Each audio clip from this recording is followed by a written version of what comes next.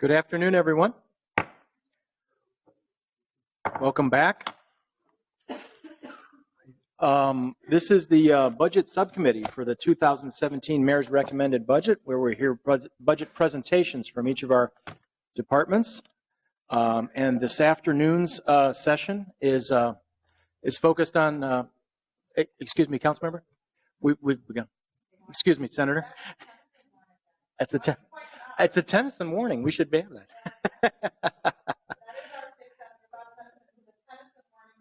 That is absolutely correct. Thank you for joining us, Senator. This afternoon's budget presentation will be from the Community Planning and Economic Development Department, and then we'll be following that with the Regulatory Services Department budget presentation.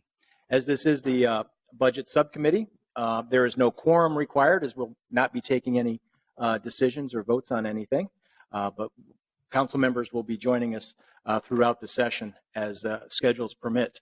With that, I believe we're ready to begin, but we've been joined, of course, by Council Vice President Elizabeth Glidden, as well as Council Member Elisa Goodman, Chair of the Community Development Regulatory Services Committee. So, Mr. Taylor, whenever you're convenient, whenever you're ready, it's at your convenience. Thank you, sir. Thank you, sir. Good afternoon, Mr. Chair, distinguished members of the committee. For the record, my name is Craig Taylor. I'm the Executive Director of the Department for Community Planning and Economic Development. I would also like to state for the record that I am joined by members of my executive team, Director Reimer, Director Brennan, Director Frank, Director Poore, and we're also joined by a member of our management team, Dr. Jack Byers from the Long Range Planning Division. First of all, I'd like to thank you for providing us with an opportunity to present the Mayor's 2017 recommended budget for CPED.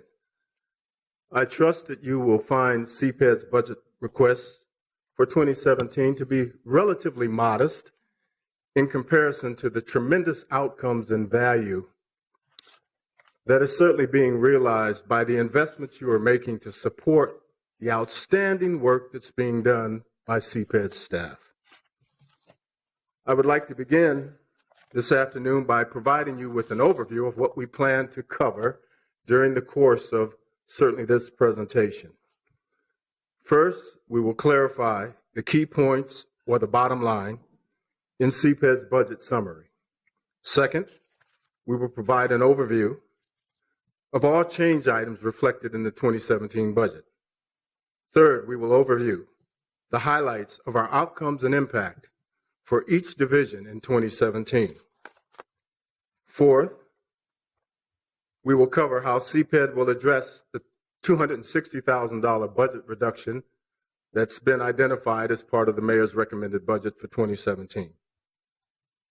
And fifth, we will provide an overview of both our CARS and CLIC budget recommendations for 2017. And finally, we will try to open the floor for any discussions or questions certainly that you may have relative to our budget for this year. Mr. Taylor, thanks. Excuse the interruption. I just want to make sure if you could start the slideshow, I think you'll be able to advance it a lot easier. Sure. And colleagues, we've been joined by Councilmembers Yang and Councilmember Johnson. Just wanted to let folks know that I am using speaker management if it's more easier to get my attention if you'd like to make a comment or a question during the process. So, sorry to interrupt. Mr. Taylor, you may continue, please. Thank you, Mr. Chair. I would like to ask you to turn to pages 3 and 4 in your document. Again, just to point out some of the key highlights of the budget summary. The Mayor's total recommended budget for CPED in 2017 is $101,101,995. In an effort to put this number in context, financially speaking, please know that this represents roughly a 6% increase over last year's recommended budget. I would also like to point out that the total amount of CPED's new funding requests for 2017 is $4.4 million. That essentially breaks down as $2,940,000 in the general fund and $1.5 million in the non-general fund. Moving forward, if you would please turn your document to page 13.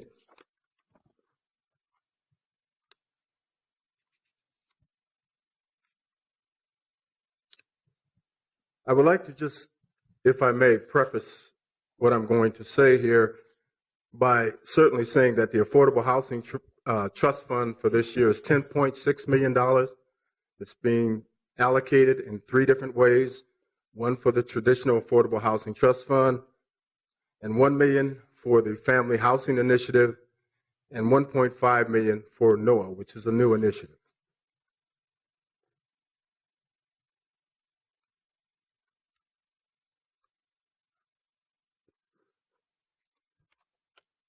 Change item number 1. The mayor's recommended budget includes an appropriation in the amount of $1.6 million for the Affordable Housing Trust Fund. This includes $100,000 in the general fund dollars and $1.5 million in non-general fund dollars. This is for one-time funding, and there are no FTE requests associated with this ask. As I'm certainly most of you are well aware, these funds will be used to support the Affordable Housing Trust Fund in an effort to continue and support the stabilization, rehabilitation, and production of newly constructed affordable housing across our city. This investment will also help to support a critical and necessary component of our community's success and its future, which is providing decent, safe, and affordable housing for all members of our city.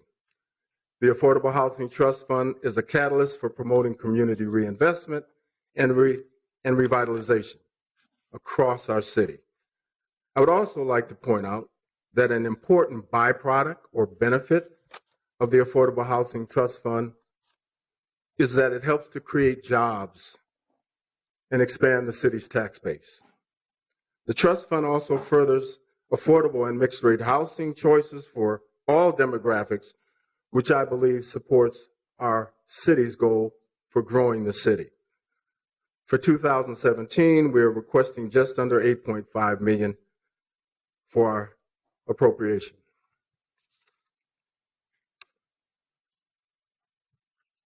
I'd like to ask you to turn now to page 16 in your document.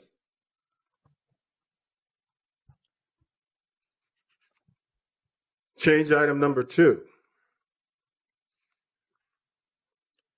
The mayor's recommended budget includes an appropriation of $1.5 million in general fund dollars to support a new initiative called NOAA, Naturally Occurring Affordable Housing. This request is for one-time funding, and there are also no FTE requests associated with this ask. NOAA is a new investment for our city. The model for this initiative was developed under the leadership of both Councilmember Goodman and Andrea Brennan from our department. NOAA is an effort to address issues impacting not only the preservation of affordable housing in Minneapolis, but the growing shortage of affordable housing due to NOAA properties transitioning to higher rent properties. The goal is to leverage $1.5 million by bringing in funding from external sources. The goal ultimately is to come up with about $6 million to support this initiative. It is also important to point out that staff believe that the city's share of NOAA properties across the metro area are estimated to be approximately 23% of the entire metro area's existing and unsubsidized affordable housing. With that, I'd like to pause and I'd like to ask Director Brennan to come forward and provide a little more detail on NOAA and certainly to talk a little bit about the impact as well as the advantage this program will have on our residents. Ms. Brennan, thank Director you. Brennan. Yes, sir.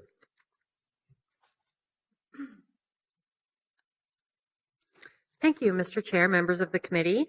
I would just like to add that the naturally occurring affordable housing strategy, or NOAA strategy, is really in response to major trends that we're seeing in throughout the metropolitan area, definitely in the city. And these are also trends that are happening nationally.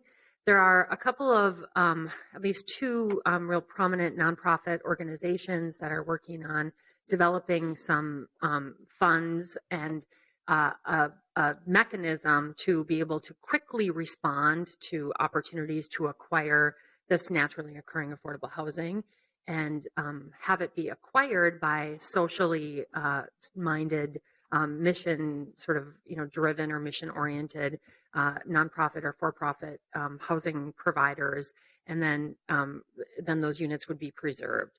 So this proposed $1.5 million represents the city's support of this effort, recognizing that the loss of NOAA is a major issue for our city, and that we want to participate with our other nonprofit partners and other public entities. Hennepin County HRA has indicated, and they have approved a $3 million investment in this effort, and the Minnesota Housing Finance Agency has recently committed funding to this as well. The $1.5 million is expected to help us identify, acquire, and preserve somewhere between 100 and 200 units. It would be on a pilot basis, so we would try to employ these funds this year and then see what we can learn from that, and going forward what recommendations come out of that. We are currently working on criteria for the types of properties that would be eligible to be acquired through this investment. So we will be bringing that forward for council approval, hopefully yet this year, if not in January. So with that, I'd be happy to answer any questions. I do have a quick question before we have others in. Of the 1.5 million from the city, is that being directed to a pool outside the city's control, or is that for self-determination of what we'd like to spend the 1.5 on? At this point, we're still trying to establish the criteria for those funds. The idea right now is that the city would be investing in a pool, because that way we can take the 1.5 and then use that to leverage other investment from other sources, so that we can accomplish more with those funds. And if that is the case, then we would be really qualifying who, that pool and that pool manager, and making sure that our criteria for acquiring properties are consistent with what their criteria are, and that we would also have some mechanism to be able to approve, delegated to the staff level, approve the projects to make sure that they are in fact consistent with our criteria. Very good, thank you. Is that Council Member Goodman or Johnson? Goodman, please. Thank you, Mr. Chair. I'm wondering, Andrea, if you could just outline in dollars the total amount of money that is available for any nonprofit or for-profit CDC to apply for within the trust fund that makes up the 10.5 or 6 million. Because as you know, the downtown congregations have been sending out incorrect emails telling people that there's only 8 million in the trust fund, and that's not true. So perhaps you can just go through and note the money that's in it.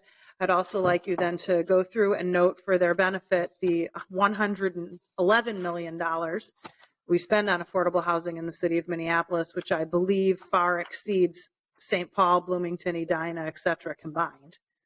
And then I also just want to note with regard to the NOAA preservation strategy, NOAA is a preservation and stabilization strategy for existing buildings. What priority do we place within the Affordable Housing Trust Fund on existing preservation and stabilization strategies? Great. Chair Quincy, Councilmember Goodman. The 10.6 million that is proposed in the 27 budget is comprised of 8.1 million for the Affordable Housing Trust Fund, and that's traditionally the Affordable Housing Trust Fund with the specific trust fund criteria. Another 1.1 million for the Family Housing Initiative, and that those funds are directed toward meeting this huge need that we have for larger units Those funds are targeted to 3-bedroom units for extremely low-income households. So households with incomes at or below 30% of the area median income, and households that are either at risk of or are currently experiencing homelessness. So families with children that are extremely low income in need of larger units. The remaining 1.5 million is targeted in the proposed budget for this NOAA strategy. Again, it's proposed this year as on a pilot basis to leverage additional funds and try to preserve what we see as an increasing loss of the unsubsidized affordable housing in the city. Mr. Chair, Yeah, Ms. please. Brennan, so we could have just simply put in 10.5 and said, do whatever you want with it. Instead, we're saying as a set aside, the 1 million for family housing, which is going to fund a project in Councilmember Johnson's ward that we just approved or about to approve, which will create family units in the 12th ward, not an area that is overblown with affordable housing. And the NOAA strategy are simply set-asides within the larger trust fund. But we'll go through a trust fund-like competitive process, correct? Correct. Chair Quincy, Councilmember Goodman. The benefit of the strategy this year is that we're seeing the loss of this unsubsidized housing is happening on a rapid fire basis.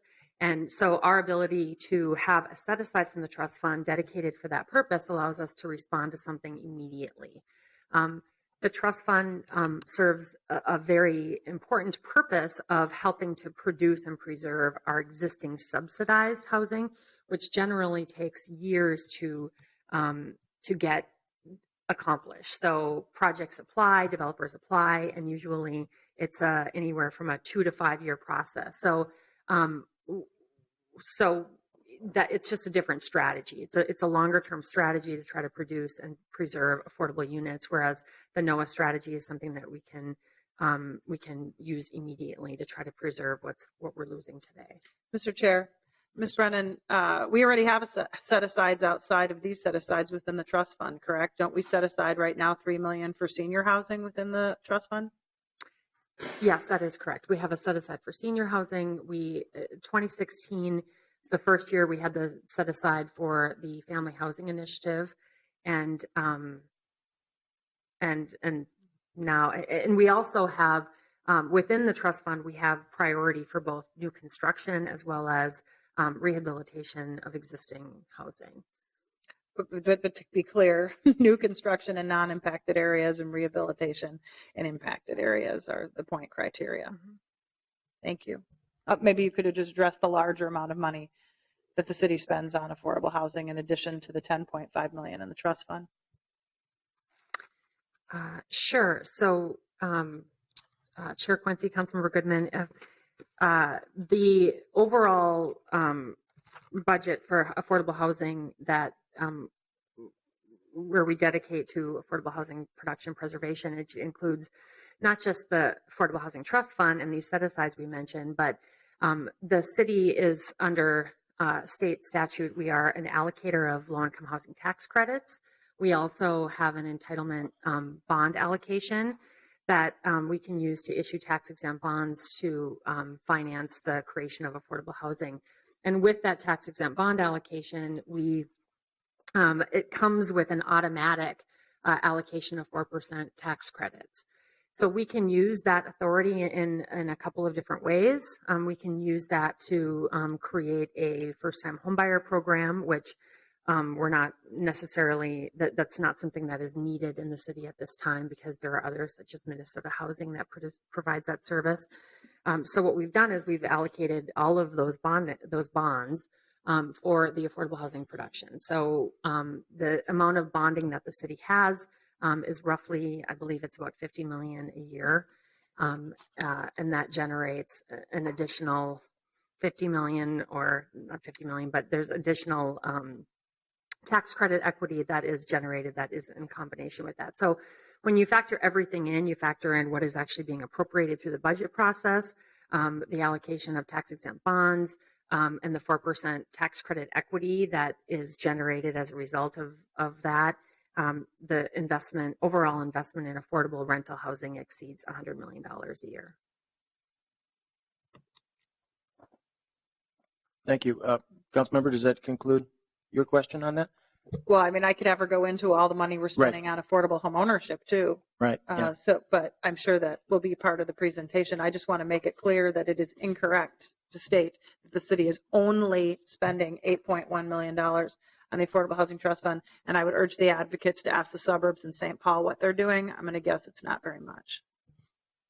Yeah. Thank you for that. I just want to point out as well, just kind of adding some context. The 8.1 that's talked about comes from those traditional sources of ESG, HOPWA, CDBG, home funds, which are very restrictive. I think the investments that are being made by this council and Mayor Hodges over the last several years have demonstrated great flexibility with the infusion of more than $2.5 million in this year's budget coming from the general fund, which allows for some nimble use of those funds, not meeting some criteria, being very targeted, as well as some innovation strategies like the NOAA project that you've initiated. So just wanted to help clarify that. Why people think it looks like 8.1, because out of those traditional sources, but I think you really have to factor in, as Councilmember Goodman was pointing out, the other investments that the city's making in the affordable housing production program for rental housing. So thank you for your clarification and assistance on that. Sure. Are you going to be continuing, or is it back to you, Mr. Taylor? Unless you have more questions on NOAA. Not seeing any. Thank you very much. Okay, thanks. Mr. Taylor. Mr. Chair, members of the committee, I will continue along that vein to certainly speak to the additional components of the Affordable Housing Trust Fund. So if I can get you, if I may, to turn to page 18 in your document.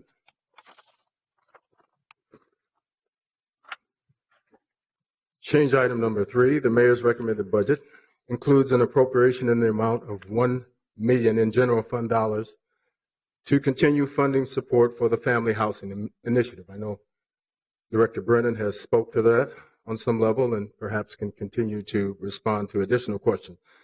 This program was launched in 2016 with a $1 million commitment from the mayor. This is a one-time request, and there are no FTE requests associated with this ask. This program provides financial assistance to support the development of affordable housing that is targeted specifically at larger families that need at least 3 bedrooms. Families who benefit from this particular program are generally at or below 30% of AMI, and they are either homeless or certainly on the way, perhaps, to being homeless. According to our data, which has been done by staff, the vacancy rate for affordable 3-bedroom rental units is less than 0.5%, which certainly in my sense would tend to suggest that there's a high demand for these types of units across our city. With this additional funding, we will be able to assist in the development of at least 15 to 20 more new 3-bedroom units. I will, Director Brennan can certainly speak to more detail regarding this. When she comes up, she's going to also provide an overview of the outcomes and impact specifically tied to the housing division. With that said, I'm going to move forward and ask you to turn to page 22 in your document.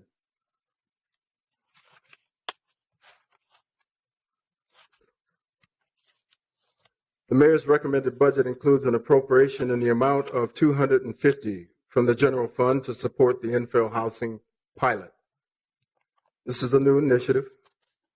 This request, again, is for one-time funding. There are no FTE requests associated with this ask.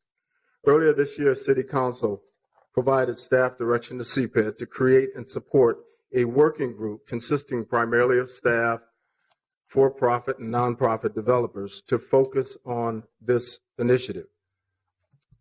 This working group was charged with identifying strategies to develop and market and sell 350 infill lots. Ideas generated from the working group will be compiled by CPED staff and used to come up with a set of recommendations that will hopefully frame a long-term plan or strategy for the infill development work that will happen moving forward in the future. Councilmember Yang chaired this group, and this initiative is part of his long-term vision to address blighted areas in North Minneapolis and to stimulate revitalization in these areas by finding solutions that help to convert these vacant lots into viable parcels of land that are used for new housing development opportunities. The $250,000 will be leveraged to attract additional funding from other sources. Initially, funding for the pilot will then be used to do two things. One, to provide development gap financing for interested for-profit and non-profit developers that are interested and willing to construct new houses on these vacant property. The second, funds will be used to provide an incentive for home buyers that are interested in building homes on these lots as well. Over time, I am sure that other ideas and strategies will be generated that will help to support this work moving forward. It is also important to point out, I think, ladies and gentlemen, that there are indirect outcomes associated with this initiative. One certainly is that it will reduce the city's property management costs by moving these properties off our maintenance and tax list, our list. Secondly, it will provide contracting opportunities for our minority-owned firms and certainly for protected class workers in the workforce to be able to be a part of the construction and the building of these properties. And third, it will increase home ownership. And fourth, it will put these properties back on the tax registry. At this time, I'd like to ask Director Brennan to come forward and provide some overview of the highlights and accomplishments for the Housing Division in 2017.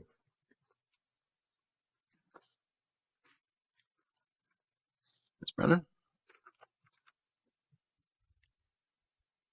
Okay, thank you, Mr. Chair, members of the committee. So what you see here are two charts. The top chart shows the number of units that have been produced, either new constructed or preserved, so substantially rehabilitated and preserved. And those are units that are affordable at or below to households at or below 50% of the area median income. There's a yellow line that goes through that chart that shows what our production target number is. So the second chart, the second bar from the end is 2015, and then the last one is 2016. It's a projected number, what we think will be produced. So as you can see, in 2015, there were 343 units that were either produced or preserved. The blue shows new construction. The green shows preservation or rehabilitation. And some of those include the projects that many of you are familiar with: Commons at Penn, 515 on the Park, the Rose, Greenway Heights are some of the big ones. And then the number it's not unusual to see that kind of fluctuation from year to year, just because of the cycles of construction and how long it can take for projects to get fully financed and ready to go. 2016, the big number that you're seeing there in green has to do with a major refinancing that was done in a nonprofit partner, Aon. They have a portfolio of multiple, over 400 SRO type units that are getting refinanced and rehabilitated in 2016. The chart below is the same thing. It just adds additional units that were either newly constructed or preserved, rehabilitated, that are affordable at or below 80% of AMI. So the bottom chart captures the units between 50% of the area median income and 80% of the area median income. A lot of the developments that we fund with the Affordable Housing Trust Fund, with bonds and tax credits, are mixed income projects that include a range of different affordability levels, which is something that we encourage at the 30% AMI, 50% AMI, 80% AMI. I can move on to the next slide unless there's any questions on this one. Not seeing any questions. Reminders to my colleagues that Speaker Manage is available. It's easier to get my attention that way. But I think we're okay. Please continue. Great.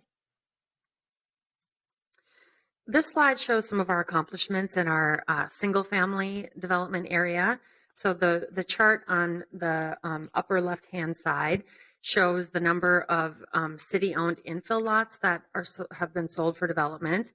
And as you can see there, there's quite a lot of activity from 2013 on. And that largely reflects the investment that the city has made in Green Homes North. So recently, the 106th Green Homes North home was approved for financing. And so that is largely reflected there and seeing the increased activity in those years. The bottom chart shows the number of city-owned properties that were sold for rehab. So these are vacant structures, and there's a significant increase in that since we revised our vacant housing recycling program. So you can see in 2015 and 2016, those 2 years alone are about, that equates to, I think, about 43 units. And all of the years from 2007 to 2014, the total of those years comes to 49 units. We're projected to sell another 10 units this year. So in the last 2 years, we will have basically sold more vacant structures than we have in the past 8 years. So we've seen a lot of improvement in that area. We've seen a lot of interest, increased interest. It's not just the sort of usual suspects of partners that we've worked with in the past. We've really increased, we've seen the increased interest from community members as well to acquire our property and rehab it. On the right is a map. This shows an accomplishment in 2015 where we created an interactive map of all of our properties that we have for sale. So this is something new that is accessible to the public so they can see what is available. I'd be happy to take any questions. I'm very pleased you included that. That's a terrific innovation and part of our marketing effort, so it's much more active. So thank you for that. Any questions on this portion? Not seeing any. Thank you.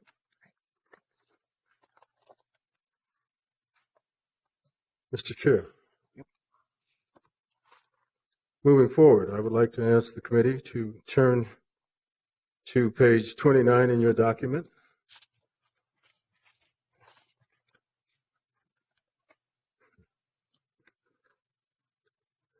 Change item number 5. The mayor's recommended budget includes an appropriation in the amount of $25,000 from the general fund to support a newly created position in CPED called the Small Business Liaison. The request is for one-time funding. I just want to clarify for the record, this is not a position request. It is not a position request. The Small Business Liaison itself is being created as a result of CPED taking a vacant position and reassigning that position, as well as defining specific duties and responsibilities associated with the Small Business Liaison to carry this role moving forward. The $25,000 in funding will be used to support miscellaneous operational or other resource needs associated with the work being done by the Small Business Liaison.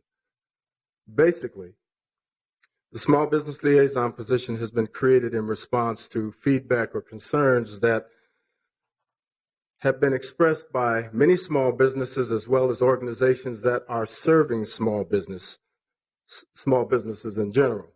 Their general concern has been that navigating the city can be a very arduous, challenging, and complicated process. The Small Business Liaison will assist businesses in navigating the city to help them address their needs and advance their interests. The liaison will also provide direction and information regarding the myriad of resources and programs the city has to offer to help small businesses grow and succeed in our city. And finally, this person will serve as an ombudsman on some level, as sorts, a central point of contact to connect businesses to the right people, both inside as well as outside of the enterprise, and to assist them in complying with and understanding whether it's licensing, permitting, and other regulatory processes and requirements that govern a business's ability to operate in the city. Moving forward, I would ask the committee to turn to Councilmember Bender has a question. Mr. Thank you, Mr. Chair. I think actually my question may be able to be answered by you or Mr. Frank potentially. So folks who are working with small businesses in the city, I know, are reaching out to council members to ask for a more significant investment in FTEs in the small business support area. Just wanted to note that. I think it would be helpful. I'm sure staff, I think we have a meeting coming up with my office and staff. I'm sure staff is also separately meeting with folks, but I think it would be helpful for us to understand staff's perspective at some point, kind of hearing from small businesses themselves and organizations working with small businesses, kind of what the hopes and expectations are for what that group of employees will accomplish, how it fits in with things that our staff might already be doing. My response has been, I think there's a lot of support in the council to support small businesses, and I was happy to see this in the mayor's proposal. 5 FTEs is a significant ongoing financial investment for the city. So just wanting to have more detail on what that would look like and what those folks would do before we start kind of getting down the road of talking about FTEs. Been what I've been noting. Okay. That could be a comment or question, but I guess at either now or at some point in the future, I think it would be helpful to have more feedback from staff about what the kind of more detailed expectations we're hearing and how we can fulfill them, whether it's FTEs or in another way. Before you begin, Mr. Chair. if I might, I just want to check in with Councilmember Goodman. You had a comment? We're all wondering what 5 FTEs Councilmember Bender's talking about. I think we'll be here. So I've been hearing that number, and I believe council members will be receiving a letter if we haven't already requesting that. This is what they want. Yes. Oh, well, the trust fund people want 15 million too. Are we going to just get in line and do that? I mean, Well, everyone wants something except for to pay taxes. So this is what they want. This is what you're proposing, correct? I just want to be clear. There's not 5 FTEs, Right. probably to monitor sick time. I've heard advocates and council members use that number. And so what my point was, I would like our staff to make sure that they hear what the request is to accomplish and then make a recommendation about how it could be accomplished, either through FTEs or in another way. I think we're on the same page. Duly noted. Yeah, we could do that. And I think it might be well served. This is something we could talk about offline. I'd like to have this kind of focus on the change item number 5. And if others wanted to comment on that, I'd welcome that from staff. I just wanted to frame that a little bit, that we're not going to be talking about other ideas that haven't been proposed or fleshed out yet, as much as we're trying to find out what's being proposed. Exactly. That is exactly correct. You want to respond?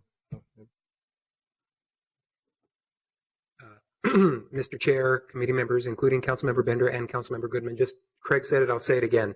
The proposal that's here is for $25,000 one time for outreach costs, on the theory that when the 1 FTE that we are proposing, not in the budget process, to fill in within the existing CPED FTE complement, if everyone doesn't know it's there was no point in setting up a single point of contact. You can't do that unless the outside world knows that this person is there. So this is primarily outreach and marketing costs to make the world aware that we have such a position once that position exists. And that position exists within the CPED complement? This is just a realignment or a reassignment? Correct. Does it change programs within CPED? Is it coming from a different division, or is it within the business or economic policy development? Mr. Chair, council members, committee members, it's within the Economic Policy and Development Division, and it's a realignment of an existing FTE. Okay. Councilmember Bender, you still have the floor. If that answers your question, or how you'd like to proceed. Could you also then answer the part of, does staff feel like you're sufficiently engaged in this discussion about sort of expectations that go beyond this proposal to be able to respond as we get into the sort of last minute, I'm trying to avoid the sort of last minute thing with this because I imagine it's going to be a part of discussion, and just want to make sure that staff is engaged in hearing what the expectations are and finding ways we could meet them, starting with potentially things that wouldn't require significant budget increases. Mr. Chair, Councilmember Bender, yes, I think is the answer to the way you phrased your question. And to elaborate, we have started to set up some outreach meetings, as you know, with stakeholders in the community, including the small business community, including other stakeholders, so that we're clear as we write the job description for the position, what people's vision of this is. We've given some thought to it and we've put some things down, but there's not a job description yet. So we're hoping to hear from the wider community what their hopes are. And of course, that needs to be factored together with what can one person, one position accomplish, even when working on the same team as our existing staff, our terrific staff in business licensing and in business development who already do work with small businesses. So, but yes. Thank you. We have Council Vice President Glidden, and then we'll have Councilmember Gordon. Go ahead. Thanks. I wanted to do a little follow-up on this. I'm glad Councilmember Bender asked the question. I may hear different, every single policymaker up here may hear different feedback from stakeholders, even if we're hearing from the same stakeholders. I just want to kind of say that. So, and I haven't gotten any letter about 5 new positions, but I will say what I have heard is around this topic isn't like a set number of new positions, but how there is able to be kind of a change in kind of a feeling of how the business community is able to establish relationship with the city that is different from just about enforcement. And so again, this may be just sort of what is the, what is that contact your business has received? And there's a lot of businesses, and it certainly may be that if your particular business has only received a contact that's about enforcement. And so, I guess my question to you would be, not knowing about the level of the position that you already have, that you're, the existing resource that you're now going to put into this type of work, will that person have the ability to establish a plan, not just for kind of outreach and putting together that plan or whatever that looks like, but also for how to work with existing resources in the city to think about how some of our existing jobs might have that component of relationship more developed into their work. Again, sometimes it's a little bit like how you communicate, in a whole variety of things. So I just wanted to put that out there. I don't know that it's all about just new resources. And we actually added resources, last budget that is connected to our sick leave ordinance. And those positions will probably in the early stage of when they're utilized be more about education and training and outreach and things that are a little bit different than just pure enforcement. And so those, I think, are opportunities too. And I just don't know how all this folds in to the vision and what really is the vision, or when we're going to hear more about the vision for this. Because I do think there's a lot of just interest and excitement about this, more because of what does it say that's a little bit different about the city's intentions in establishing relationship with the business community. Mr. Chair, Council Vice President Glidden, you're right. There's a lot to this that goes well beyond a $25,000 enhancement to do marketing about a single position. Let's see. You asked a few specific things, and then I'll just comment on some of what you said and more to follow. It's a relatively high-level position. We have the ability to decide exactly where this person sits, although I expect that he or she will be out of the office a lot, given the nature of the position. I think it needs to be pretty high level because for the ombudsman role, which Craig mentioned, somebody with some experience working with us or some experience already working here to know who to call to solve the problem is a key role. We all do that a lot, and we all value people who can help us with that. And also to hear from stakeholders and businesses in the world, this is a problem. I mean, you'll see in a few minutes, I'll show you how many ordinance changes business licensing has brought forward as part of our Business Made Simple effort. It's not only getting rid of regulation, as you suggest, Councilmember, it's also the customer service perspective, right? It's one thing to say, no, you can't. It's another to say, I'm sorry to say that no, you can't, and we want to work with you to help fashion a proposal which we can say yes to, right? It's a different thing. So for those reasons, I think it is a higher level position. We have to determine exactly what. And as I said a moment ago to Councilmember Bender, part of the reason to do some engagement before we finalize a job description is to gather information not only on what this person will do, but also on how we can fold in some of those ideas, hear them ourselves, and continue to work on our customer service and our responsiveness and our forward-leaning attitude. Councilmember Gordon. Thank you, Mr. Chair. And maybe you already answered this, but what's the current vacant position, job responsibilities that's now not going to be filled in order for us to fill this? Mr. Chair, Councilmember Gordon, there are a few possibilities, and we haven't landed on one in particular yet. But just as an example, one is the business development lead position, formerly held by Miles Mercer, who's now the manager of business development. So it's I would say a higher level position, and we do have some latitude to figure that out. Okay, that will be interesting to know which position won't be filled for this. I'm supportive of the idea. I think it makes a lot of sense. Thank you. I think, may I just add, in addition to certainly the things that David shared, I think how this position will play a role in helping to support some of the other initiatives that are being put on the ground that are directed or targeted at small businesses, particularly businesses of color and women businesses.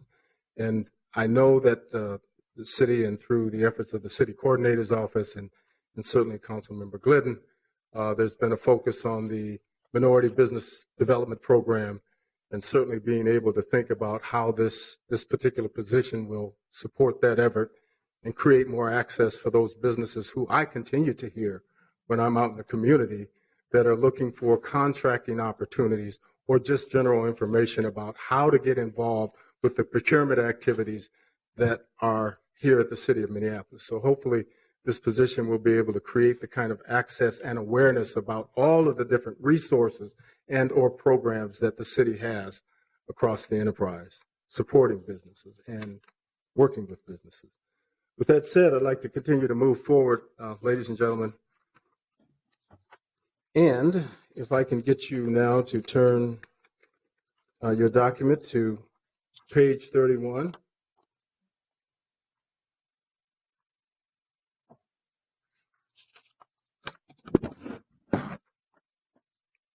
Change item number 6. The mayor's recommended budget includes an appropriation in the amount of $75,000 from the general fund to support the Opportunity Hub. This is one-time funding, and there are no FTE requests associated with this ask. Funds will be used to support a culturally specific economic center located in the Cedar Riverside community. The Opportunity Hub will provide immigrant populations with access to educational, business, and workforce resources, as well as direct access to skill building, technical assistance, and employment opportunities. The hub, of course, is the vision of Councilmember Abdi Wasami, and it will play a critical role in assisting in the ongoing growth and development of the Cedar Riverside area, as well as the resident population in that area. Last year, if you recall, $100,000 was allocated to support the hub. This funding, along with the $75K that's being asked for this year, has been leveraged to attract a total of $1.5 million in funding from other local institutions. Hennepin County is certainly one of those benefactors and a key supporter of the hub.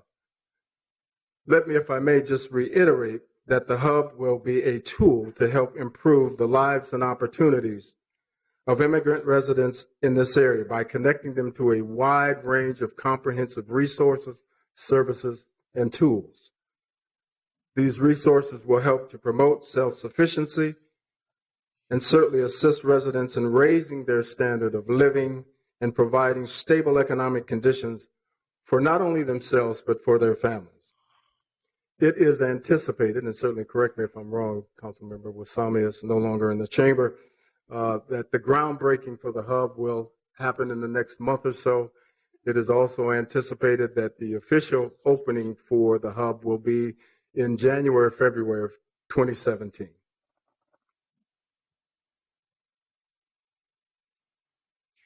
With that, I'd like to ask you to move to page 37 in your document.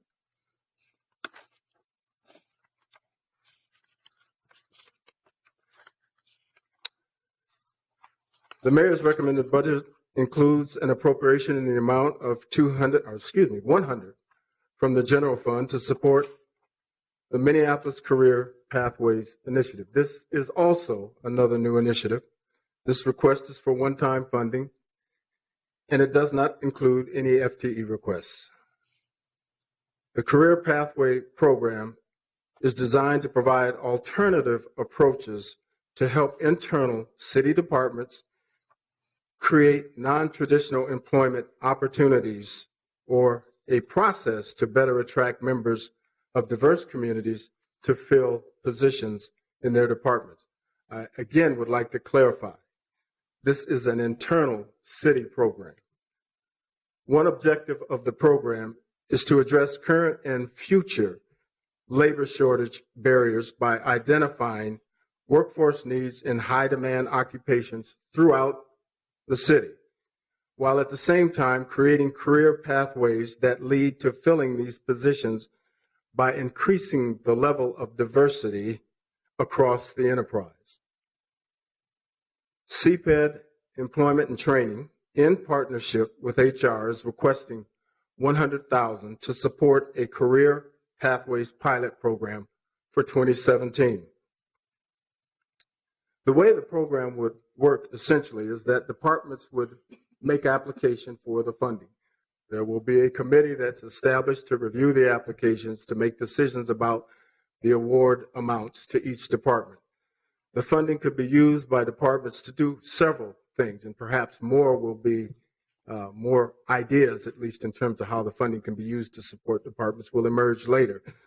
But three that are on the table now, and David, certainly please feel free to come forward and add additional details, that they could use the money to create internships and pay wages for interns in these departments. They could use the funds to pay for training costs to receive certifications necessary for individuals that would be placed in these positions. And third, they could use the money to create a comprehensive communications and marketing plan that really reaches and targets diverse communities more broadly. Director Frank, any additional comments you want to add? Mr. Taylor, I was wondering, is there a complementary or corresponding budget request within HR? Why is this in CPED rather than HR? Not to my knowledge. Is there, Mr. Frank? Okay. And it's just part of our workforce training projects as opposed to filling positions within the city? It's just a funding source for that process? Mr. Chair, that's correct. Okay, thank you. Don't need to dwell on that.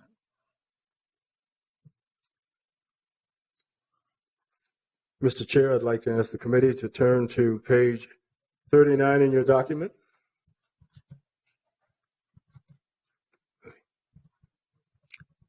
Change item number 8. The mayor's recommended budget includes an appropriation in the amount of $150,000 from the general fund to support the Tech Hire program. This is a program I'm sure most of you are familiar with. The request is for ongoing funding. However, there are certainly no FTE requests associated with this ask. Last year, this program received $350,000 in program support to train people in jobs in the IT or technology industry. If you recall, in 2015, President Obama announced his Tech Hire initiative, and Minneapolis was named one of the key cities being selected to participate in the program. And under the leadership of Deb Barhelden, this program has had phenomenal success and results, and I'm sure Director Frank will share those with you momentarily. So let me just break down how, in addition to the 150 that's being asked for, the 100 that is being recommended as part of the mayor's budget, let me break down how those funds will certainly be used to support this initiative. 160,000 of these funds will be used to support coding boot camp scholarships for 20 participants. Partners providing the training will include Prime Digital Academy, which is an existing partner, someone we've worked with for a while, the Software Guild, and certainly others will be given the opportunity as well. Scholarships will be assessed by the Jewish Family and Children's Service Center. $40,000 of the funds will be used to support help desk technician training for 40 participants. That includes A+ certification as well as network certification. Training partners will include IT Ready, which again is an existing partner of CPED, Minnesota Computers for Schools, and there will be others that will be considered as well. 30,000 of these funds will be used to support scholarships for 6 students to attend classes at Dakota Institute for IT. These students will learn IT fundamentals and will be assisted with job placement in the IT field upon graduation. And finally, $20,000 of these funds will be used to support a marketing budget to continue recruitment of individuals that will help to build a pipeline, if you will, in response to the program. So at this time, I'd like to certainly call up Director Frank and allow him to provide you with an overview of some of the outcomes and impact of the programs in economic development in 2016. Thank you, Craig. Mr. Chair, committee members, as Craig said, I thought I'd share with you, you know a lot of it, but what we've been up to this past year and indicate what we'll be working on going forward with your continued support. So first in business development, one thing I should mention is that we, in all of our programs, specialize in finding outside partnerships. I know you know all of the city enterprise works on that. I would especially call that out as we start to look through the programs in business development. We work with small businesses, as we were talking about just a few minutes ago. You can see the results here. We've started in the past few years under Miles Mercer and with the expert leadership of Daniel Bonilla, working with entrepreneurs through the Business Technical Assistance Program, or BTAP. The program's so popular that it now has cousins CTAP and DTAP. And you can see the results here. I should tell you, too, that as part of our Bloomberg Philanthropies work, the I team, the innovation team, one of the things that they have been working on with us is a program evaluation, soon to be complete, of our work in the BTAP program. So they have been doing outreach to businesses, they have been doing survey work, and they have written a very detailed and factual report, and we'll be happy to share that with you when it's done. That work with entrepreneurs is exactly the work that business development should be doing. We invest in businesses, we invest in real estate, and we invest in people as wealth is created, especially in communities of color, especially with lower income Minneapolis residents. And of course, we work on real estate deals. A lot of times when you see us standing here, it's for property deals, it's for requests for proposals or other things about real estate, Upper Harbor Terminal and other projects. And as you can see, those are described below. We get great leverage out of the funds that you give us and that we work with our partners to invest in these projects, and they are spread across the city of Minneapolis. I mentioned business licensing earlier. Business licensing is sometimes the first, sometimes the last, sometimes the only encounter that a business might have with the city. And as such, we take our responsibilities seriously. There's a rationale to why this regulatory function lives within the agency that's trying to grow jobs and grow the tax base. And it's because of this interaction with business. As part of the Business Made Simple program, in addition to the thousands and thousands of Minneapolis businesses which are licensed by us, we've brought forward ordinance amendments, as you can see here, to eliminate outdated licenses and to increase opportunities, sometimes by adding new license types for businesses operating in the city. And as you can see here, we are always trying to find ways to do better with our customer service, not just in business licensing, but across the department. And as Craig mentioned just a moment ago, in our employment and training division, you can see we serve thousands of people in both our adult program and in our youth program. Step Up wrapped up this year, serving, I think, something like 1,700 youth, and an incredibly successful program that's being replicated now different places around the country. We put these funds out through competitive processes, and we provide the training that helps Minneapolis residents find a job, keep their job, and sometimes find a new job. And I'll pause there. Mr. Chair, any questions? Not seeing any. Thank you, Mr. Frank. Thank you very much. Mr. Chair, members of the committee, we do not have any change item requests specific to development services or long-range planning, but I am asking Director Poor, followed by Dr. Byers with long-range planning, to come forward and share some of the outcomes and impact associated with each one of their divisions. Director Poor, please.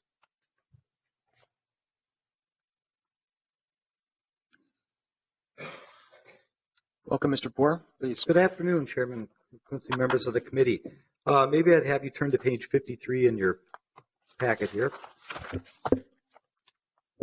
As many of you know, thank you, Henry, witnessing the great opening of the U.S. Bank Stadium, we've been busy over the last few years.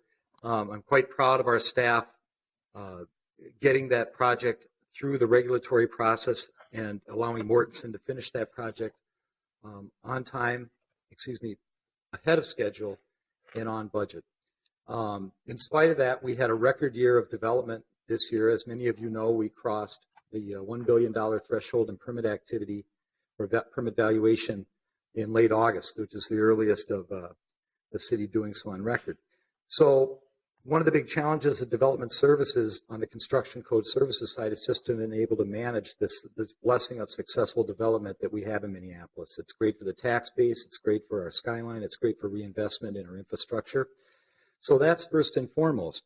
Along the way, they did 78,000 inspections last year on properties, from everything from plumbing to heating to set decks on setbacks, things like that.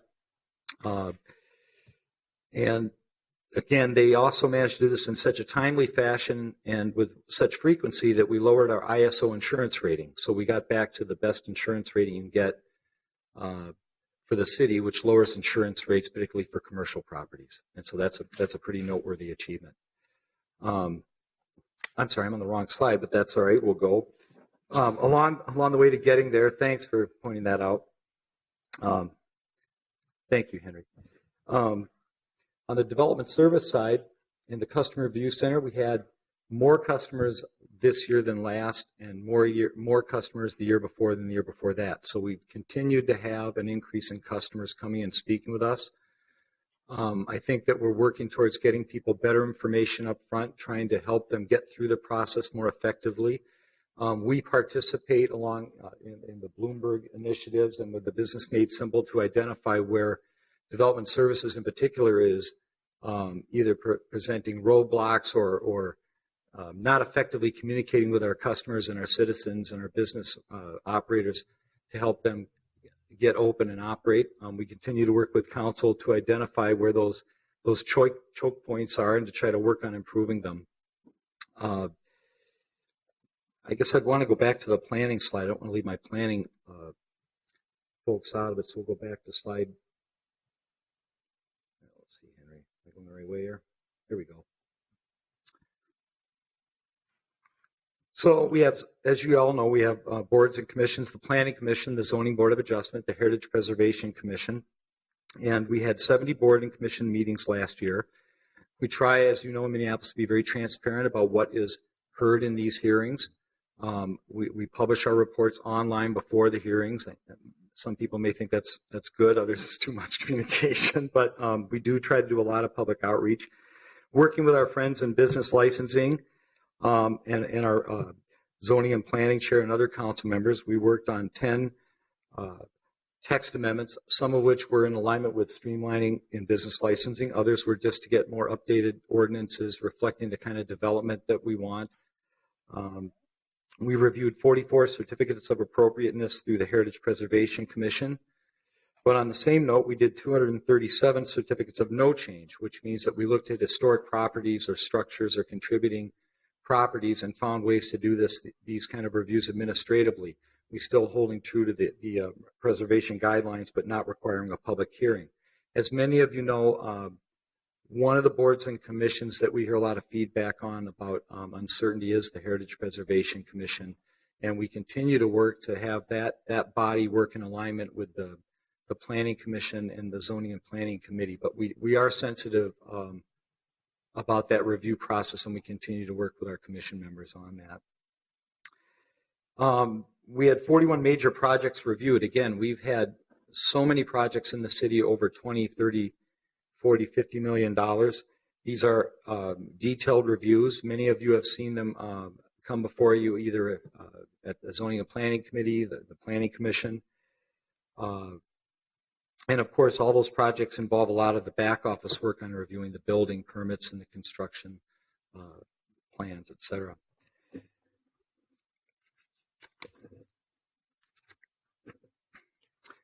Just if I could, Mr. Poor, I just wanted to check. Councilmember Gordon, I see you in queue. Is that left over from a previous, or is that new? Okay, no problem. Thank you. In any event, we've continued to see construction tick along at a very high pace. Things have not slowed down since August. We've continued to see a lot of activity. I would say that while we've been doing this, many of you are aware we just rolled back the implementation of the ELMS project for a few weeks, but I just want to say a shout out to the staff, both from business licensing and health and public works and in development services, that we put 550 of those employees through training, much of which we did down at the convention center. And I personally received very few complaints about any diminution in service. It was very taxing on our employees. I think they did a really good job. They've been asked to do a lot of heavy lifting along with our partners in IT. And I think you all have seen communication on that, and we appreciate you understanding that sometimes staff just wasn't available because some of them were in training for some time. We are hopeful that that new system will work along with our work in business licensing to, again, identify efficiencies, streamlining, better communication, consistent communication with the customers. We're also mindful in the Development Review Center, the permit counter, that as we move towards electronic plan submission, not all of our residents, customers, business operators may be as sophisticated as some of the large design houses, architecture firms, and building construction firms. So we will work diligently to try to address our customers however they meet us, but still try to find the efficiencies of the new electronic land management system. I think with that, I'm open to any questions you would have right now. Not seeing any. Thank you, Mr. Moore. Okay, thank you very much.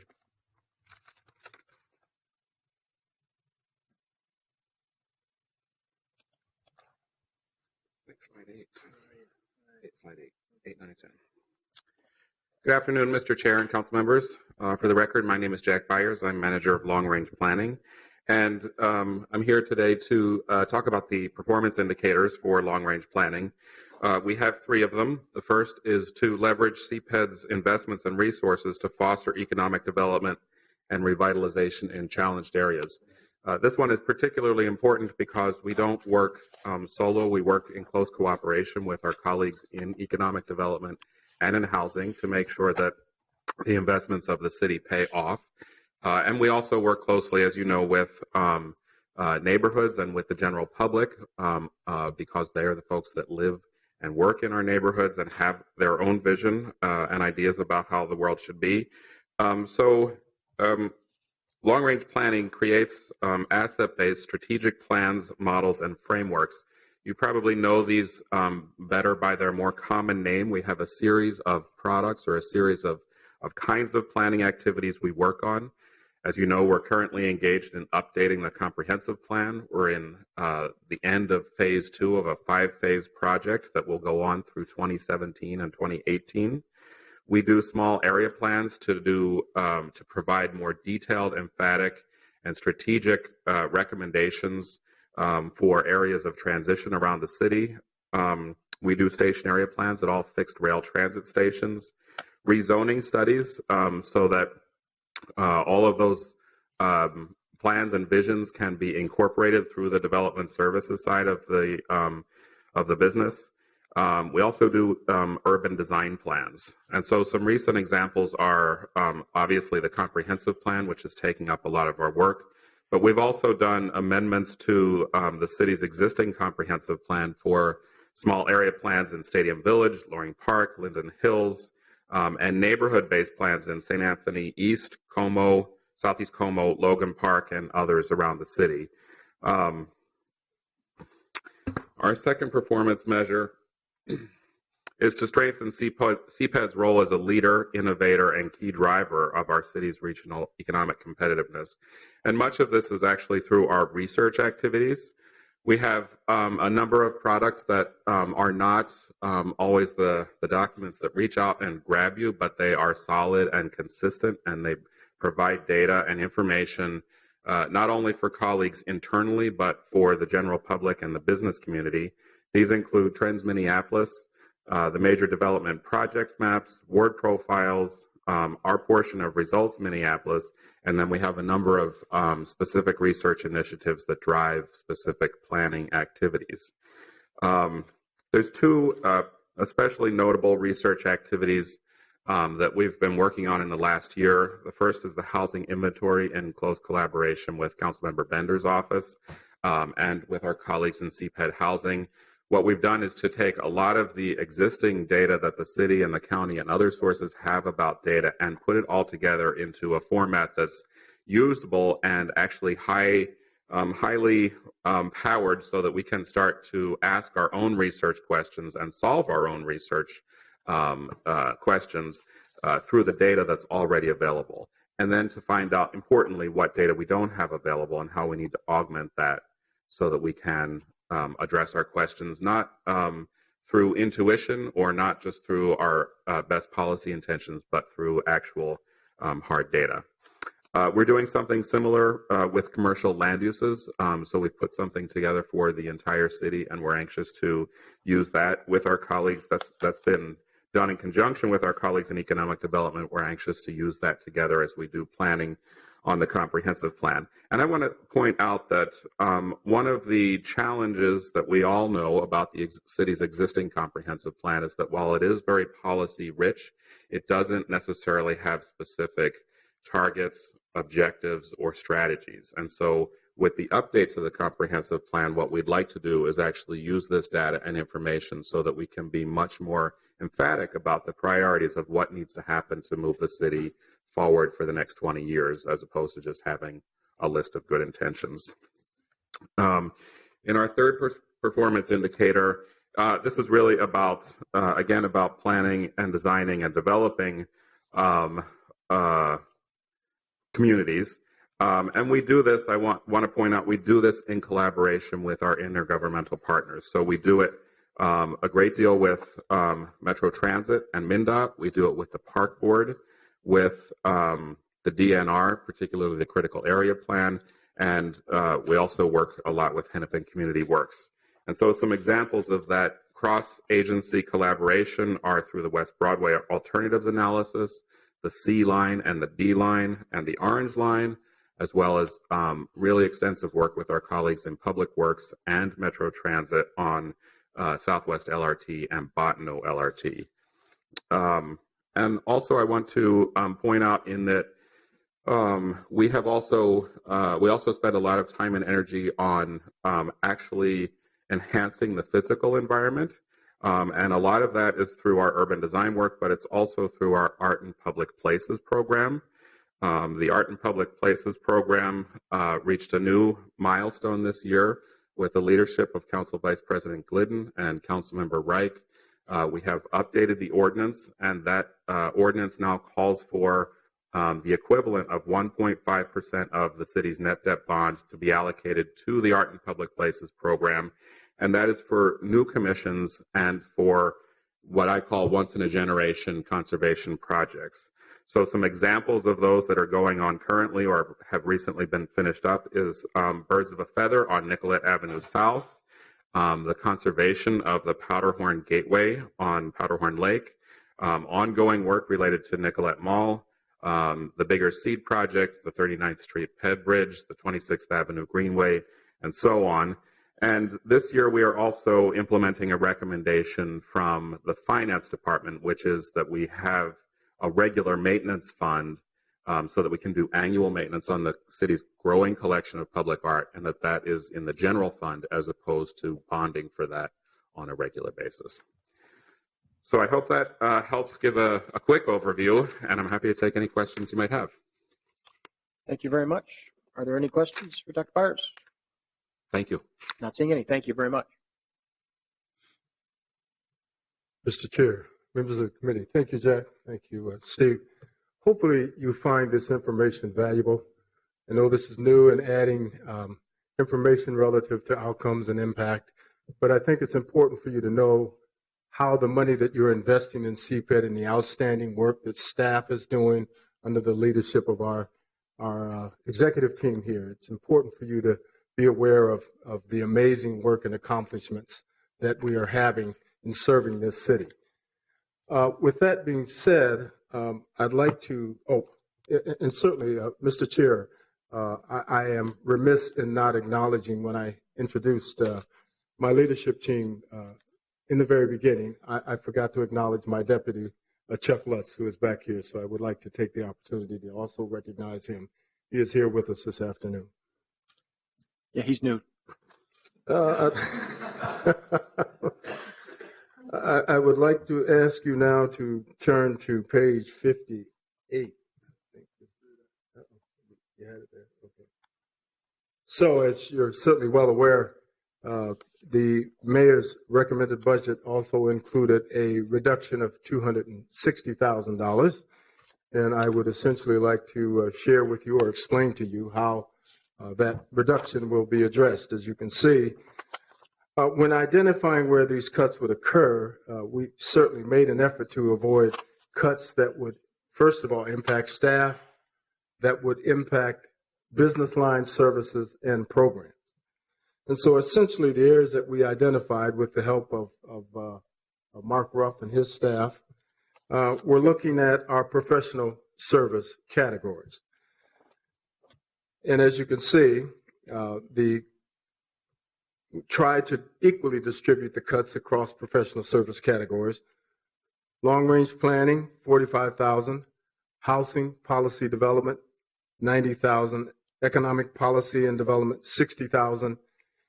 And development services will be cut $65,000.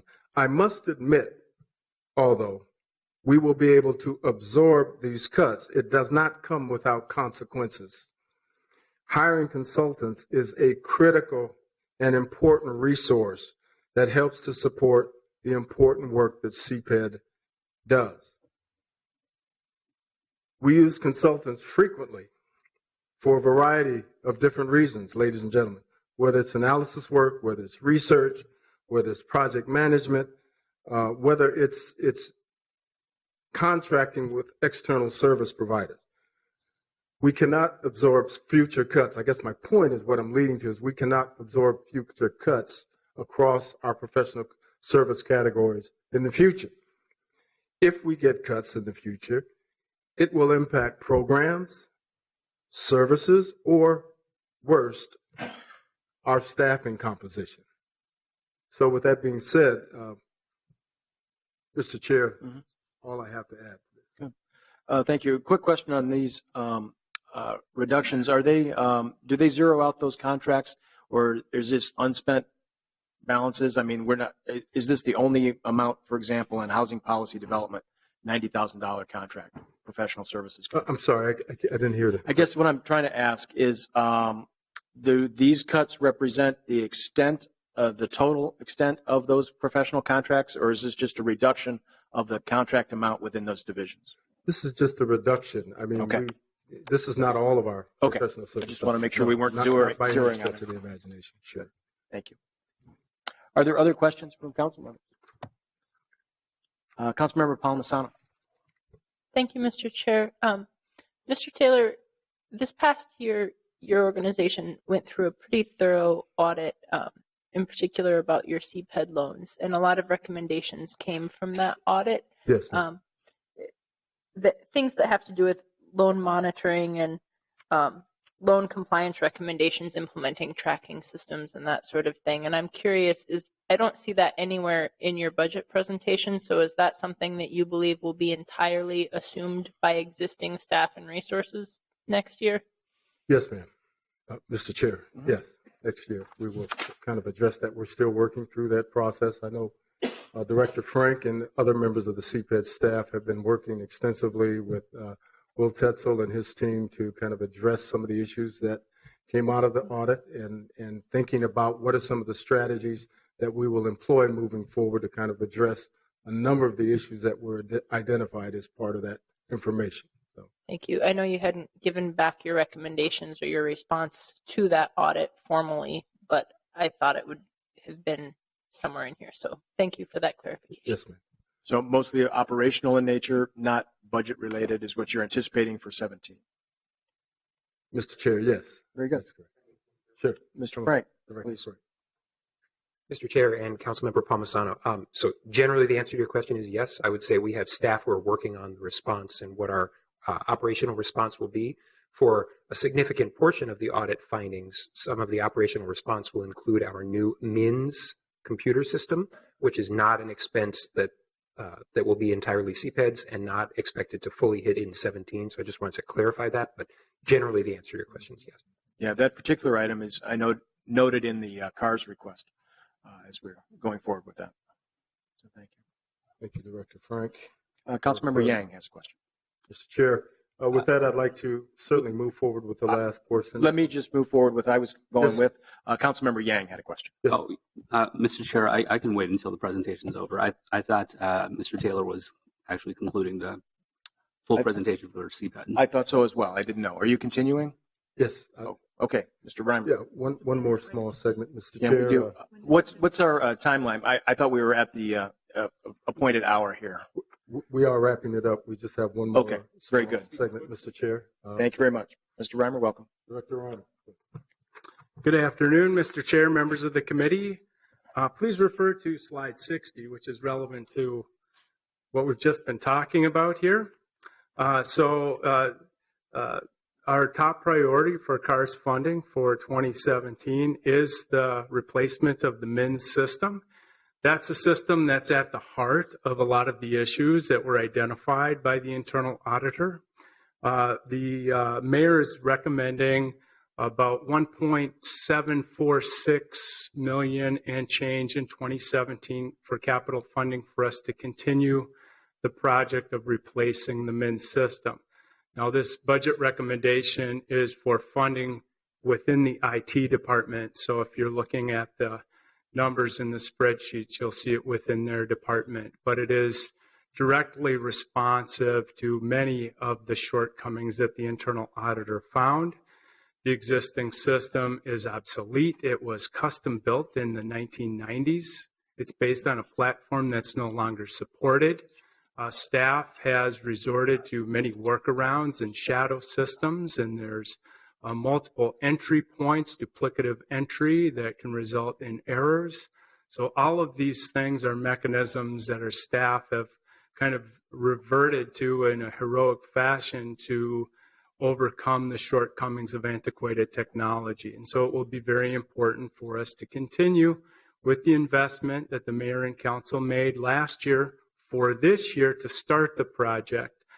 We do anticipate developing the RFP in January of 2017. We've been working this year developing the requirements, and those are very close to being wrapped up. So that's with respect to MINS. If you'll look at slide 62, please, we'll talk a little bit about CLIC. And I think Jack Byers also already had given you a good rundown of the art and public places CLIC funding here, with the mayor's recommending $455,000 in funding there. And that's 1.5% of the net debt bond exclusive of parks and street infrastructure. So that's that. And with respect to the other item here, the development infrastructure program, $500,000. And this is a joint effort between CPED and Public Works so that we're able to seize opportunity when it presents itself, leverage city dollars with private investment so that we can do our work more productively and efficiently. Thank you. Very good. Thank you very much. Not seeing any questions about this topic, but we still have Councilmember Yang. If you'd like to pose your question. Yes, thank you, Mr. Chair. I'd like to just go back to the small business assistance outreach, the small business liaison position. With regards to that, I'm just wondering, I mean, when I think about that within the context of, what I see on a day-to-day basis, I mean, typically speaking, we have small businesses that are established and they need help and, they need, I guess, navigation through, our system, but we also have, I guess, undiscovered small businesses or small businesses that are, I guess, in the incubation stages. And, I'm wondering, like, what the focus is with regards to this navigator, whether they're much more focused on, existing small businesses and helping them to remain and continue, or are we, having this position for small businesses that are basically on the cusp of starting, or what's the end goal here? Mr. Frank? Mr. Chair, Councilmember Yang, yes. Everything. Yeah. So as I mentioned somewhat earlier, before we finalize the job description for this position and then before we post it, we will be engaging with the community to hear what their thoughts are on the needs that are out there. So we have heard everything that you just said and then other things as well. We need a single point of contact so we know who to call and who we shouldn't talk to first. Should it be licensing? Should it be zoning? Should it be planning? So we've heard that. We have also heard, I didn't know that you had business lending programs. And I have heard, I didn't know you could help us find workers. So helping to sort through those issues. And then I would say coming back to some of you and saying, how do we prioritize these? Because it's one FTE. This person is not a superhero, I assume. And so we will have to do some prioritization. The answer is we don't know exactly how the priorities will fall. And Mr.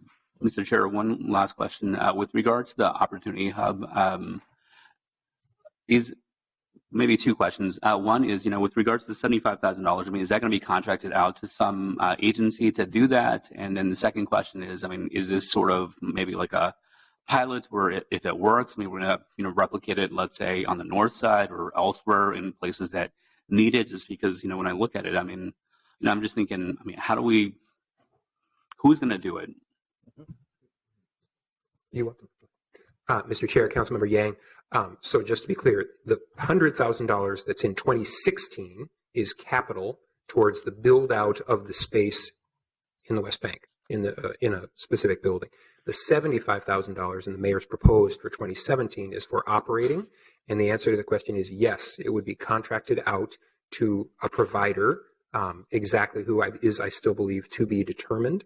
And we are one funder, subject to your approval, we are one funder among many of this exercise. It's not just the $75,000 that would make this happen. It's our $75,000 plus funding from other sources that would make the operations happen. And at the moment, we don't have thoughts about how to replicate this. It's thought of as a pilot, and then we would try to do some lessons learned from it. Just to add to what Director Frank has certainly shared, I think it's also important to clarify that the $100,000 and the $75,000 has been leveraged to create a $1.5 million pool of funds that will be used to support the Opportunity Hub. One of the other points that I think is important to make. That as part of that, in conversation with Councilmember Wasami, he is also looking for a liaison of sorts that will be responsible for helping to support the hub and address some of the same issues in the immigrant and Cedar Riverside community that this liaison position will do in the broader community. So that will be a discussion that we will certainly want to have with most of you kind of moving forward. Thank you. Mr. Chair, thank you for your time this afternoon. We don't have any additional comments, and that concludes our presentation. Good. Thank you very much. Not seeing any additional questions or comments. Thank you for your presentation, and further questions are always welcome, I'm sure. And we'll also pose some comments through Ms. Green as we'll continue to feed back to my colleagues. So we're ready to continue. Thank you very much. Thank you, sir. We're ready for continue our 3 o'clock, pretty close to on time. We'll be looking at the Regulatory Services Department budget presentation, which is scheduled from 3 to 3:30. Allow any time you need to make that transition, Mr. Schickman.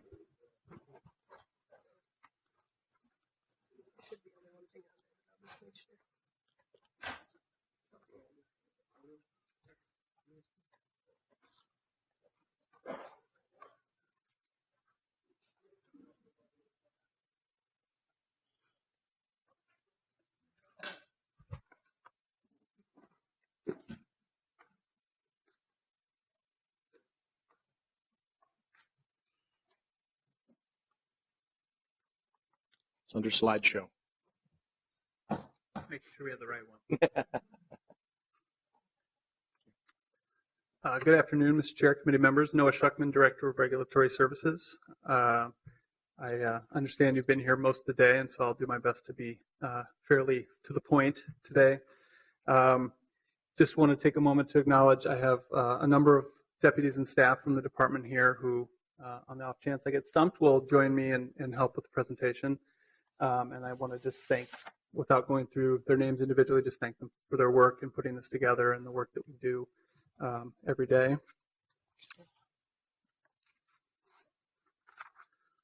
We'll start with a quick look at our department org chart. The department in structure has not changed in the last year. We remain 4 field divisions and 2 administrative and operations divisions. An overview of our budget summary. You'll see the overall general fund budget is just over $19 million. And the change items that are in the mayor's recommended budget are just under $700,000, with half of that in one-time funding.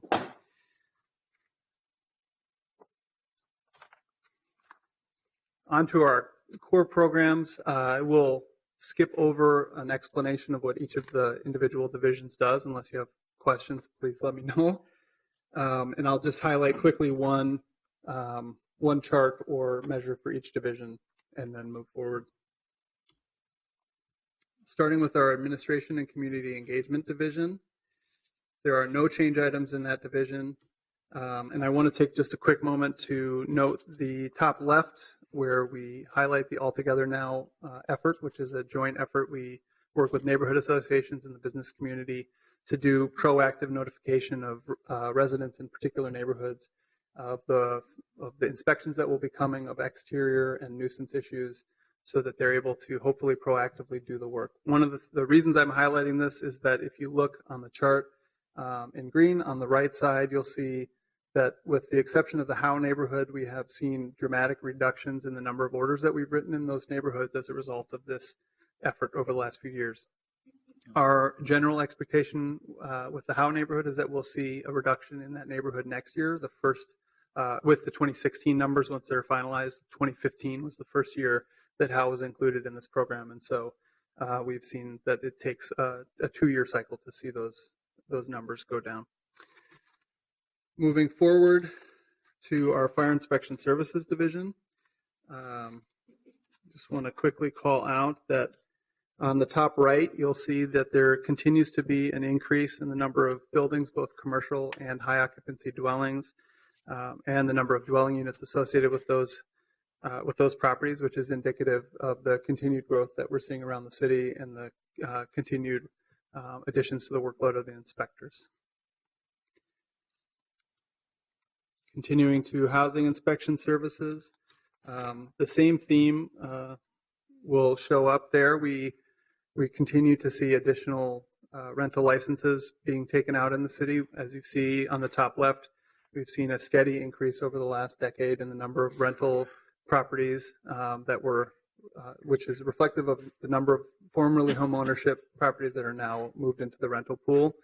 The total number of rental units that we're at the moment for 2016 is 25,737 units in 17,273 properties. So those numbers have continued to go up in 2016. Mr. Schuckman, I wonder if I could interrupt you. I was just reviewing the fire inspections sheet just before this, the slide before you. And this looks at 2015 numbers and the permits issued. Or if you could describe that setting. Does this represent growth? It does. And then what's the 2016 projection at what you're looking at? Mr. Chair, I don't have a projection for 2016 handy. I'm happy to get that and get back to you, but it does represent the growth that we're seeing around the city. The permits issued and fees collected are associated with building permits, so the U.S. Bank Stadium is included in that, as are other developments. And off the top of your head, in 16, is it more or less than 15? More. Significant. So, and again, Mr. Chair, we'll get that. you more information on that, but it has continued to grow. Appreciate that. Thank you very much. Thank you. So unless there are questions on housing inspection services, I will move on to animal care and control, which is where we also have the first of our change items. The mayor's recommended budget includes 2 positions in Minneapolis Animal Care and Control. One is a veterinarian, which will allow us to do additional in-house veterinary work, which will increase the health of animals in the shelter, will make more animals available directly at MAC for adoption. Normally, if we have an animal that needs some medical care, we often send that off to a rescue group who does that care and then adopts the animal directly from the rescue group. Having the veterinarian on site will give us an additional medical option and give us the opportunity to keep more animals in the shelter and adopt them directly out to residents.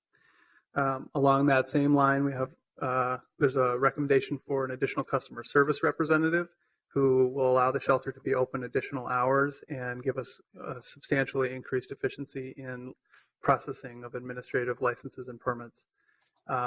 We have one customer service rep right now, and when we're not able to have her in the office, which is obviously she only works 40 hours a week, we are forced to backfill that position and use animal control officers. And so it takes staff out of the field, and this will give us greater field presence as well.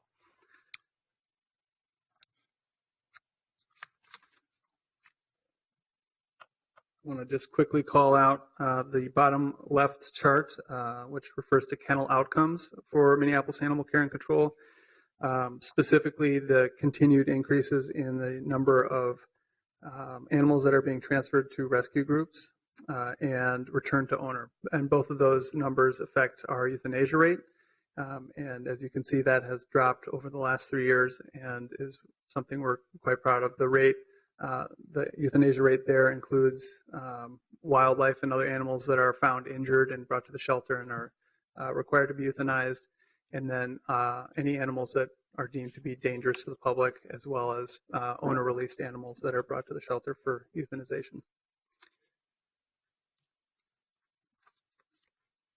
In the operations division, I would just wanted to call out specifically that the division spends a great deal of time working on data, including the data you're seeing here today. In the last year, they've responded to more than 300 data requests of varying complexity. That includes a quick pull of information about one single-family home to a large profile of some of the city's larger property owners and the inspections that go along with that. Additionally, many of you have used the neighborhood profiles and the ward profiles that we have put together. Those were created in 2015 and have been fully updated for 2016. the intent is to do so again in 2017 and continue to provide current information.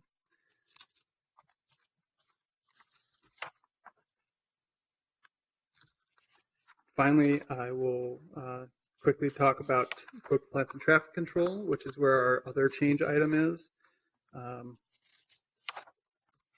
And that is the mayor's recommended budget includes full-time change amount for 2 ongoing traffic control agents, which would help with the substantial increase we've seen in downtown traffic. I'm sure anyone who drives downtown has noticed that.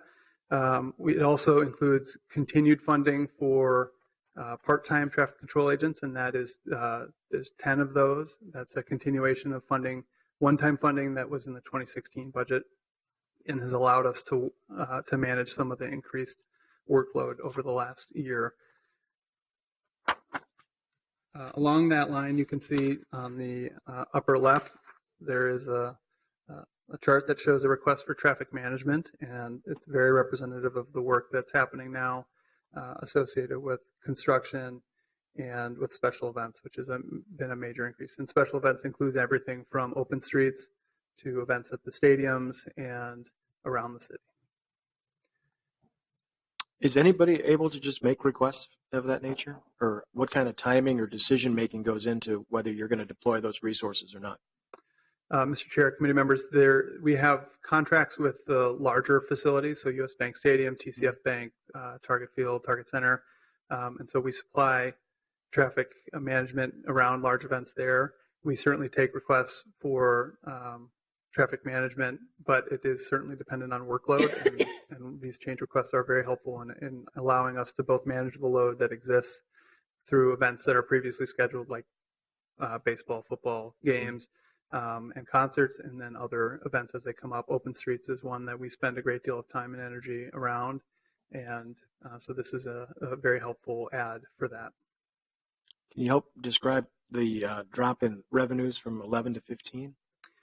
Mr. Chair, committee members, without having it broken down specifically, one of the things we ascribe that to is the new meter system has been substantially helpful to people parking in the city and their ability to not be ticketed. And so there's a natural connection to the drop in revenue as we write fewer tickets and are doing less enforcement. We've spent, as you can see, much of that time that we would be spending doing the enforcement that is there. The enforcement still happens. We're writing fewer tickets, but then we're spending far more time managing traffic and dealing with events. I had a feeling that was probably the answer. I just wanted to indicate that in the Public Works budget presentation earlier this morning, we made similar comments about how revenues in the parking fund are going up, but there's a corresponding decrease in the enforcement and the citations that are written. So, correct. Thank you. Thank you. And finally, just a summary of our one CARS request, and it is associated with the veterinarian at Minneapolis Animal Care and Control. As we've grown and as the shelter's operations have changed, we've identified the need to do some work in the shelter to better accommodate both staff and the veterinarian work that's happening. This $375,000 is the beginning of a request that we've made to do some work in the shelter and better accommodate the work that's happening there. With that, I will stand for questions. That is the conclusion of my presentation. Thank you very much. Are there any questions? Not seeing any, except Councilmember Goodman. Thank you. I'm sorry to miss that. Thank you, Mr. Chair. Mr. Schuckman, on my favorite topic of animal control, I'm just wondering, I'm really glad the mayor agreed to fund the 2 positions she did, but you asked for 4. I'm wondering if you could talk about the other 2 and what we would be able to cover if we were able to have more animal control officers. I just recently had a situation where I had a dog that disappeared. In the end, the dog actually fell down a giant 6-foot tree stump and was entombed in the tree stump overnight, but we thought that the dog had ran away. And we tried calling animal control, and the hours are not perfect because we don't have the staffing. I'm just wondering if you were able to get these other 2 positions, what kinds of things could be improved in that realm? Because in terms of actual outcomes, it seems like that division has seen more outcomes and positive outcomes than almost any other in the city. I mean, take a look at it from a euthanization rate to a volunteers who are participating, getting a new shelter manager, hiring a veterinarian. These are all really upgrading things that we should do if we want to have a humane component to our animal control function. So I'm wondering if you could just talk about the two positions you asked for that were not funded. Mr. Chair, Councilmember Goodman, the two positions that were not included in the mayor's recommended budget are an additional animal control officer and then an animal care technician who would work in the shelter. And having both of those positions would allow the existing officer corps to be obviously bolstered by one, but also to focus out in the field and increase the work that they're doing in the field. It would help to decrease response times and provide greater coverage around the city for the animal control function that we have, in addition to bolstering the animal care function in the shelter by having full-time staff there to do that.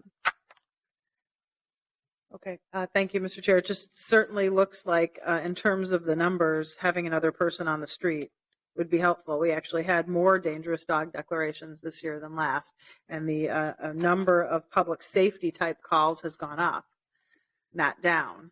So it seems like that would say to me that having another person on the street would be a good thing.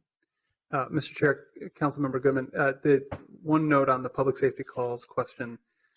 They have gone up. We also, in part, have changed the way we've coded those calls, and so that's partially what is reflected there in the chart. We have a better way to code them in our system, and gives us a better breakdown of what each of those calls are. But certainly, to your point, having additional officers on the field would allow us to do better response and more response and be able to respond more quickly. Thanks. Thank you. Okay, that's fine. Councilmember Glidden. Thanks, Mr. Chair.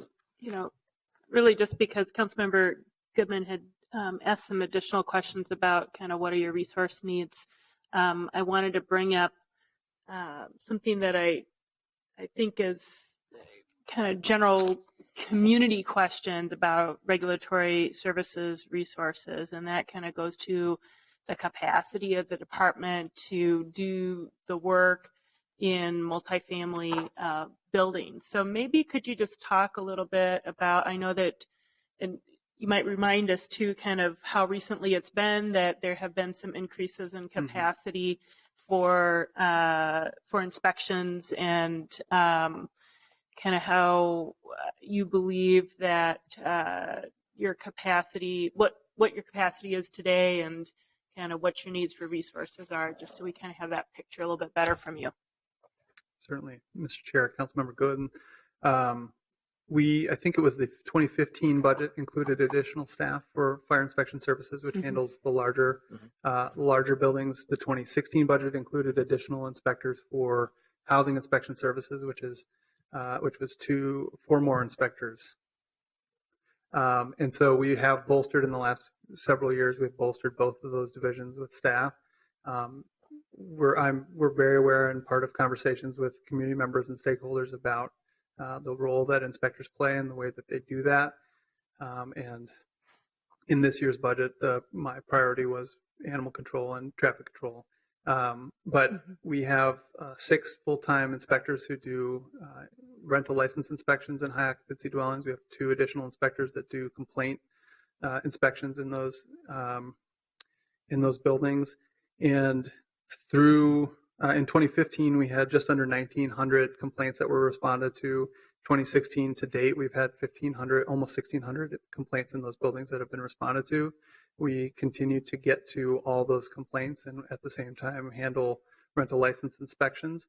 I think that no part of the city or our operation is perfect, and we certainly look continuously to improve that and take a look at assessing the workload, particularly in the high occupancy buildings where we've seen some issues. But having said that, we continue to respond to all complaints and are getting out and handling those complaints when they do come up, as well as continuing to work with stakeholders and community members when problems are identified. Just a quick question, Mr. Schickman. Are your staffing complement that's budgeted, are you experiencing vacancies in any of these areas, or how are you doing on being able to maintain the staffing level. Mr. Chair, council members, we had a fairly decent number of vacancies in 2016, particularly in housing, where we had additional positions added for this year. But those have subsequently been filled. I think we are largely fully staffed at this point, and I don't think we foresee a huge turnover in the next year. We've been very lucky to fill positions with very qualified staff, and one of the things that we continue to prioritize is training and organizational development to keep them here and to encourage staff to stay and develop within the department.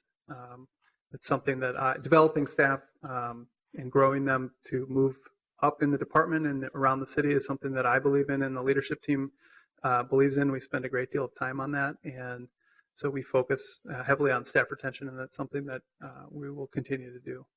Good. Thank you very much. Just wanted to check in. Are there new questions from council members, or I'm not sure, Councilmember Goodman, if that's a leftover tag? Okay. Not seeing any. Thank you very much, Mr. Shookman, Thank you for not only your work today, but ending us on a busy day 9 minutes early. So thank you very much. Thank you. Well done.